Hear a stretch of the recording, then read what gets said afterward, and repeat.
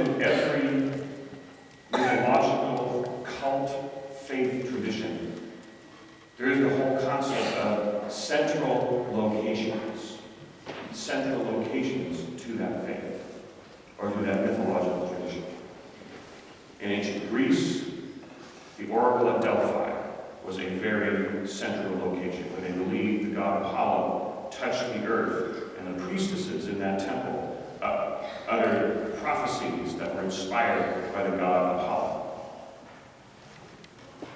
In the Jewish tradition, that central location was the temple.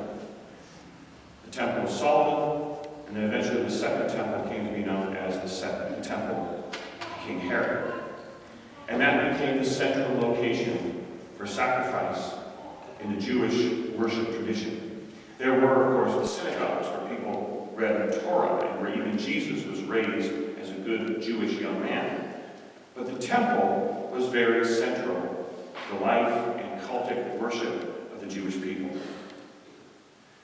The temple was eventually destroyed in 70 AD, and as we may or may not know, the Western Wall, or the Wailing Wall, is all that is left of that entire complex, and considered to be one of the holiest sites, if not the holiest site in Judaism, because that is the one remaining part of that entire temple complex that was the central location, the focal point of the Jewish worship life. As Christians, however, we too have our sense of central locations. People often ask, have I ever been to the Holy Land?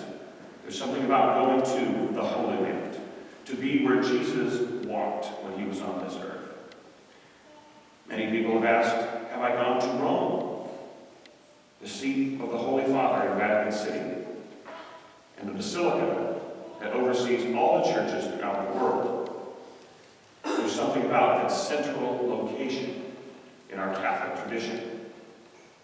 And today we celebrate the dedication of another central location, which is the Basilica of John Lateran. Has anyone ever been there? Some of you have. I haven't been there once. I've had an opportunity a couple other times. I've been to Rome 3 times, but only been to the Lateran Basilica once. It's quite impressive. The central part of the church is lined on either side with statues of the 12 apostles, is dedicated to John, and was one of the earliest basilica churches of the early church, and then the current church was built later on. But it became a location where the people gathered, because in the early church, people didn't gather in churches such as this. They gathered in homes. And of course, the ideal homes, as the church began to grow, were the homes of the wealthy, the mansions, the large villas, where people would gather, they could accommodate larger people. And believe it or not, folks, the entire community gathered in only one celebration.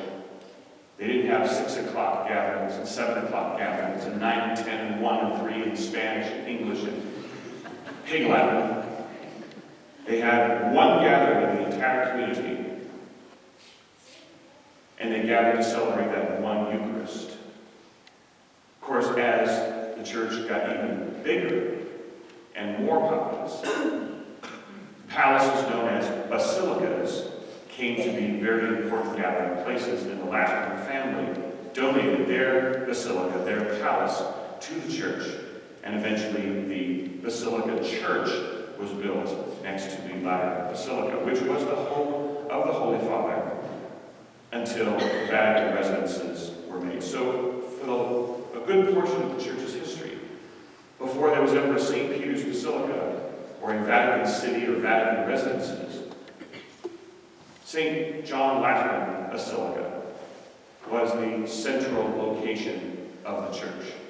Even when St. Peter's was built, the Holy Father would still live in the Lateran Palace and commute to St. Peter's before the papal residence was built. Of course, that basilica has an interesting history, and of course we are talking church history, therefore it has a very checkered history.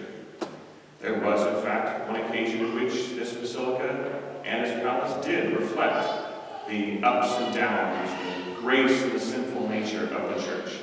There was even a Holy Father who, I suppose a rather colorful character, at one time took the Lateran Palace and made it into a brothel. Fortunately, by the will and the grace of the Holy Spirit, the church came out of that particular period of such high corruption and degradation, even among the highest leadership in our church. But it still continues to stand as a very important location in our church, for our church, and within our church's history, even though now the central location is St. Peter's. But what does that tell us about the nature of our faith? And especially in light of the readings that we hear today. It tells us that the nature of our faith is not centered on a central location. One can go their entire life and never go to the Holy Land, can never go to the Lateran Basilica, or never go to Rome, and be no better or worse for their own Catholicism than people who make pilgrimages there on a regular basis. And the reason is, as Paul reminds us, is that we together form that church. We together with Christ form that building. We are the living stones of that church.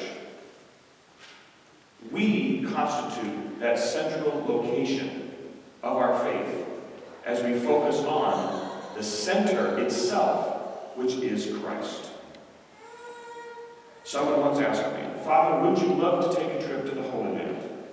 And I answered, "Not particularly. You look at the climate out there, why would anyone want to go out there?"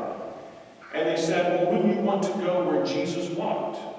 And I thought about it for a minute, and I thought, if we truly live our faith and profess that faith and worship as one people of God, isn't Jesus walking among us in our own land right here and right now?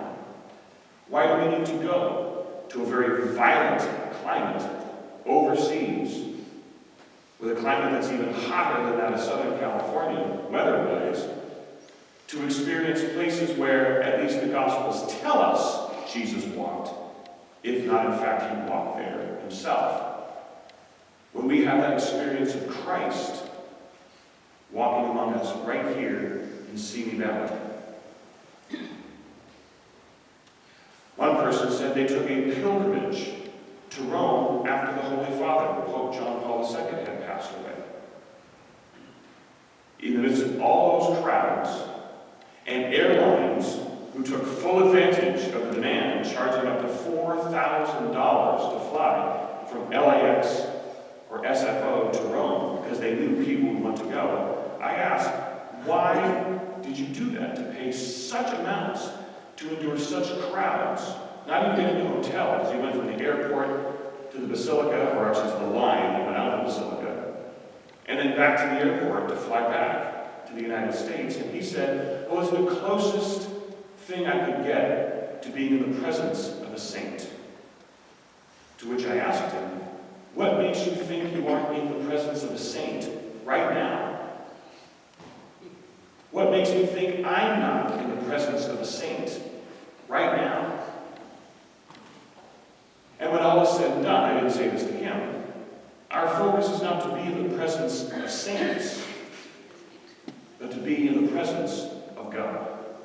And hopefully all of us raise that awareness of that ongoing presence of God and that ongoing presence of Christ who continues to be with us and walk among us in and through these living stones, which is called the Holy Catholic Church.